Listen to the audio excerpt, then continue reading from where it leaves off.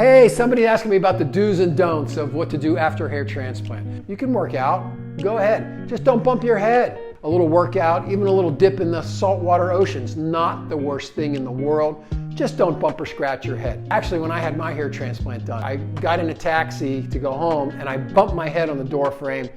My graft started bleeding. I had to come back into the office, take a forceps, and I think I did it myself, and I had to put some of the grafts back in. So a big pointer for that is just don't bump your heads. If you're getting into your car, don't bump your head. If you don't comb your hair for a couple days, and we'll go over a lot of things with you as far as the maintenance.